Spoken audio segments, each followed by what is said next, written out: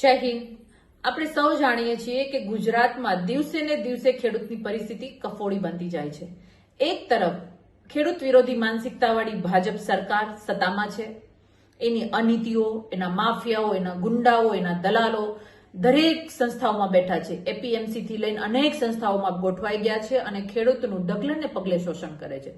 પછી કડદા પ્રથા હોય કે ભાવમાં થતા ફેરફારની નીતિઓ હોય કે અન્ય નીતિ નિયમો હોય, દરેક જગ્યાએ ખેડૂતોનું ભરપૂર શોષણ કરી રહ્યું છે। એનો અમે વિરોધ કરીએ છીએ। અમે માંગણી કરીએ છીએ કે આ શોષણ બંધ થવું જોઈએ। બીજી તરફ કુદરતનો કહેર છે। માવઠા જેવી પરિસ્થિતિએ ખેતરો ધોઈ નાખ્યા, પાક ધોઈ નાખ્યા। આ દરેક પરિસ્થિતિમાં અમે રોડ ઉપર જઈએ છીએ, અમે પેટ બાળીએ છીએ, ઉપવાસ આંદોલનો કરીએ છીએ, અમે સત્તા પક્ષનો વિરોધ કરીએ છીએ, અમે માંગણી કરીએ છીએ કે ખેડૂતના દેવા માફ થવા જોઈએ। અમે કહીએ છીએ કે સહાય માટેના નાટકો બંધ કરી, સર્વેના નાટકો બંધ કરી અને તમારા બૂટ પહેરી પહેરીને ખેતરોમાં જઈને ફોટો સેશન બંધ કરી અને ખેડૂતોને સાચા અર્થમાં સહાય તાત્કાલિક આપો। અનેક ખેડૂતો આત્મહત્યા કરવા મજબૂર બન્યા છીએ।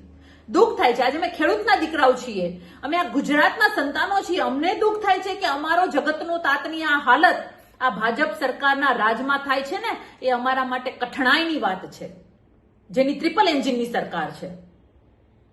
આ દરેક વસ્તુ, આ દરેક પરિસ્થિતિમાં જ્યારે અમે વિરોધ કરીએ છીએ, અમે માંગણી કરીએ છીએ, ત્યારે સત્તાધારી પક્ષ તો તાનાશાહી વરસાવે છે। સત્તાધારી પક્ષ તો પોલીસનો દુરુપયોગ કરીને અમને બંધ કરે છે, બધું કરે છે। પણ સાથે સાથે શરમ અને લજ્જાની વાત એ છે કે જેને 30 વર્ષથી જે કોંગ્રેસને ગુજરાતની જનતાએ વિરોધ પક્ષમાં બેસાડી છે, આ કોંગ્રેસ જાહેર મંચ ઉપરથી અમને ગાળો દેવાનું કામ કરે છે। અરે કોંગ્રેસે ઢાંકણીમાં પાણી લઈને ડૂબી મરવું જોઈએ। 30 વર્ષથી સત્તામાં તમને બેસાડ્યા છે, ત્યાંય તમે ભાગીદારી કરી, ધંધામાં ભાગીદારી, રાજકીય ભાગીદારી અને ખીચા ભરવાનું કામ કર્યું, અને આજે તમે વિરોધમાં ભાગીદારી કરી રહ્યા છો। અમારી સામે વિરોધમાં ભાજપ તો વિરોધ કરી રહી છે, સાથે સાથે કોંગ્રેસે વિરોધ કરી રહી છે। અરે અમે સત્તામાં નથી, અમે વિરોધ પક્ષમાં છીએ અને સરકારને મજબૂર કરવાનું કામ કરીએ છીએ, સરકાર પાસે લેવાનું કામ કરીએ છીએ, જનતાના હિતની વાત કરીએ છીએ।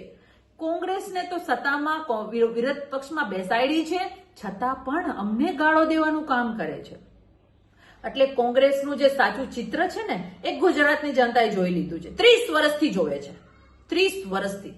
એને તો સંવિધાનિક રીતે વિરોધ પક્ષમાં બેસાડેલી છે અને અમને તો જનતાના લોક લાડ પ્રેમ એના સહકારથી અમે તો વિરોધ પક્ષમાં છીએ, છતાં પણ અમારો આટલો બધો બીક, આટલો બધો ડર, એ વસ્તુ સાબિત કરે છે કે કોંગ્રેસ હવે ખતમ થઈ ગઈ છે। વિનાશ કાળે વિપરીત બુદ્ધિ, એટલે કોંગ્રેસ સરકારનો વિરોધ કરવાને બદલે અમારો વિરોધ કરે છે, પણ અમને કોઈ ફરક નથી પડતો। અમે ખેડૂત હિતની વાત કરીએ છીએ, અમે ગુજરાતના હિતની વાત કરીએ છીએ, ડંકાના ટોચ ઉપર કરીશું। તમારી ગાળોથી અમને કોઈ ફરક નથી પડતો। તમારું ચરિત્ર, તમારી નીતિ એ ગુજરાતની જનતા જોઈ ચૂકી છે।